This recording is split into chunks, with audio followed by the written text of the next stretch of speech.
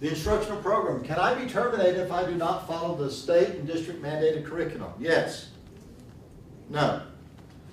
Correct answer is yes. A little ahead of myself here. Can I be terminated if my students perform poorly on the state assessment exam? STAR. Can I be terminated? Yes. No. The correct answer is yes, indirectly. As you know, accountability is the name of the game in our schools and school systems today for not only students but also for educators, to include teachers and administrators. Poor student performance on the state exam can be reflected in your annual evaluation. And if it becomes a continual issue as it relates to your annual evaluation, your annual appraisal, yes, you could be indirectly terminated for poor performance on the exam. What do we do more often with teachers that struggle with student success in, say, for example, 3rd and 4th grade? Put them on an improvement plan. We may put them on an improvement plan. We may try to help them, certainly. Professional development. What do we see done a lot in the schools with these teachers? They get moved to the lower grade. That's right. We move them down to a lower grade. I don't agree with that, but that's just me. Why are you moving a problem when you should address a problem as an administrator? Work with that person. Work with that person. How will you be evaluated? How are you evaluated? PDAS, okay? Most school districts utilize the professional development and appraisal system form of evaluation. It's based on observable and job-related behaviors. And you are graded or rated according to you exceed expectations, or you're proficient, or you're below expectations, or your work is unsatisfactory in the different domains. How many domains are on PDAS, the instrument? There's 8 domains, 8 categories in which you must be proficient or exceed expectation to be successful in terms of the educational program. How often am I required to notify parents about their child's academic performance in class? How often? Tell me. Every 3 weeks, absolutely. Every 3 weeks in terms of progress reports and report cards. Can a parent refuse to permit their child to read a book that you've assigned? Yes. Raise your hand. No. The correct answer is yes. Parents can refuse. If such occurs, simply supply the student with another similar book. Try to find something else. The same is also true of films or videos. Sometimes parents, for a variety of reasons, say, no, I don't want my child to see that. Or programs. No, I do not want my child going to that particular program. So you find something else for the child to do. That's instructionally related. Yeah, I actually have a parent right now that refuses, because I have to teach ballroom dancing, and she refuses her 2 kids to do ballroom dancing, but she actually allowed the kids to film the kids so it could show the kids how they're doing on their dance. So I used the different needs. Yeah, good. And people do things for a variety of reasons. More times than not, it's religious oriented. Yeah. More times than not, it's religious oriented. What should I do if I suspect a student is being abused? Report it. You must report it. Absolutely, within 48 hours. If you don't, you run the risk of having your teaching certificate revoked, and it's also a Class A misdemeanor, so you could not only be fined, you could also lose your form of employment. And one thing you do not ever want to do is run the risk of losing your certificate. You've worked too hard to get it. Don't let it slip away by doing something, what? Stupid. Carol? Okay, so let's say, I mean, it could happen at any grade level, but the child is coming and they have bruises. Okay, what are you gonna cover, what are our steps? Okay, as a teacher, if you're a teacher and you see a bruise and you suspect, even suspect, you must report it within 48 hours. And reporting means contacting Child Protective Services, you contacting. When I was principal, it wasn't quite that way. What I told faculty was, tell me, tell me or the counselor can tell me, and I will do the dirty work. Because parents become enraged. They become enraged. Guilty, not guilty, they become enraged. And they come up and they attack, not physically, I hope, but they jump on the teacher. But by law today, you must report. As whoever observes it must report. Teacher, counselor, principal, whoever observes it. So must you report. wouldn't recommend, let's say I'm a new teacher, and you know, it may or may not be abused, I would have thought I would go to the counselor. You want to, yes, you definitely want to go and share it with someone that is a superior, and I would recommend you go straight to your administrator. Now, your administrator may say go see a counselor, but you are responsible. You are still responsible as the educator to taking care of business. Taking care of business. It's an absolute. It's an absolute. And you will see things. I have seen things in my career that it's just made me ill over the years. I reach a point, my wife, she watches certain programs. I just don't even want to go there. I've just reached the point that it's more than I can watch, witness, bear. I've just seen too much. I've seen little kids.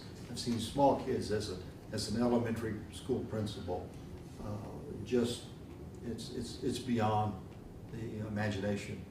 The worst case that I've certainly seen little girls and little boys, undergarments being pulled down. I've seen that they've been blistered. I've seen that they've been, whelps on the buttocks and on the legs, bruises. I've seen them hit in the face, all kinds of sad stuff. But one of the worst was two that I found to be the worst. One was a child that went to bed. So the parents put the child out in the garage in the cold of winter on a chase lounge. You know what a chase lounge is? Like a lawn chair that lays down. And so when she went to bed, it just went onto the chase lounge and down to the garage floor. And she told her teacher, and the teacher came and told me, and we reported on it. And the very worst was a child continuously had head lice. I don't know if you have problems with head lice in your school, but we did. The school that I was principal of was in a very, very poor neighborhood, and parents, for a variety of reasons, did not use good hygiene with their children. Sometimes they didn't have the ability to do so. Sometimes they didn't have bathrooms, etc. So head lice was a constant battle that we were fighting. And this father took malathion. Are you familiar with the chemical malathion? It's used to kill mosquitoes and other bugs. And sprayed poured it on the kid's little girl's hair. And blister burned her scalp with malathion. So it must be reported. And yes, go to someone that is your supervisor. That's going to be an AP or principal. But, and I would strongly suspect if it's an effective principal, they're going to sit down with you and say, make the call. Make the call. Even if you suspect, make the call. I'll take the heat. I'll take the heat as principal. Okay? Yes? So generally, you want to touch base with someone and report. Well, by law, you must report. Right, you have to report. It says But nothing about touching base with But anybody. you still should. I would Just to just, keep everyone in the and loop. what I simply told faculty, it keeps me informed. Right.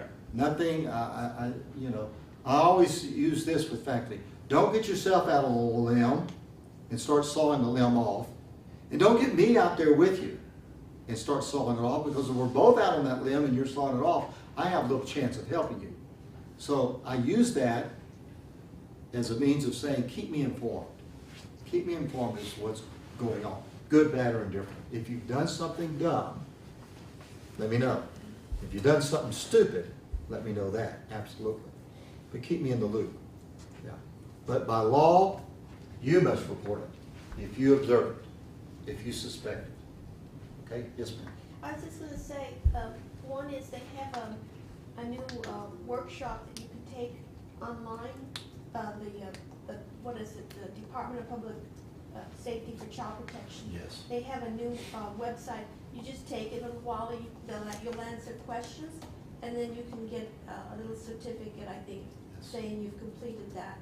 And basically, it's true, they say, don't worry about whether you think it's true or not, just go Right. ahead and report it. The report. And they also said that it can also be not just physical abuse, but verbal. Verbal, sexual, mental, emotional, any form of abuse, and you'll hear it, especially from small children. Small children will tell you everything. They will tell you everything. Our son, when he was small, my counselor called. Okay, she was doing Saturday school. I'm at home. She's at school during Saturday school. She calls home, my son answers the phone, and she says, "Can I speak with your father?" Okay, I'm probably going to get red telling this story, okay? Excuse me. "Can I speak with your father?" My son says, "He's in the shower." Then my counselor certainly knew my wife. The faculty and staff knew my wife. I like to say that the faculty and staff love my wife more than they love me. But anyway, the counselor says, "Well, can I speak to your mother?" "No, she's in the shower with him." So, am I turning red yet? Yeah. Kids tell you anything, and they will tell you the truth. Tell you the truth. I've always used to say also, I did not need PDAS as a form of evaluation. All I needed to do is walk into the classroom, ask the teacher to step out, and ask the kids, "Are you learning?" And kids will tell you in a heartbeat. Had a second grader come to me one time and said, had a substitute in the class, I can't remember what her name is, Mrs. Somebody. "Dr. Sorensen, you need to fire Mrs. Somebody." And he was on his way to lunch, and I said, "Okay, why?" He said, "She's throwing chairs in the classroom." Oh. So I walked down to the classroom, and I had a chat with her. It was during lunchtime. She was on her duty-free lunch. "Did you throw a chair?" She looked at me in shock. I said, "Just answer my question." She said, "Yes, I did." I said, "Well, we will not need your services after lunch is over." And we didn't need her services thereafter. But kids will tell you everything, including what's happening at home. Including what's happening at home. I gave that illustration of my son. Another time he's in kindergarten. He's laying down in Belinda Dobowski's class, his teacher, and they're in the home centers. Is that what we call it? Do we still call it that today? He's laying there, lays down on his back near the stove and the refrigerator and the little dinette set, etc., you know, kid's size. Lays down on the ground, puts his hands behind his back and says, "Honey, bring me a cup of coffee." And so Belinda just loved telling that story. She told it in faculty meeting after it happened. And everyone just hollered and said, "Well, now we know how you behave at home." I said, "No, no, no. I'm very concerned about this. I don't drink coffee. I want to know who in my household is telling my wife that." Whoa. Anyway, kids tell us.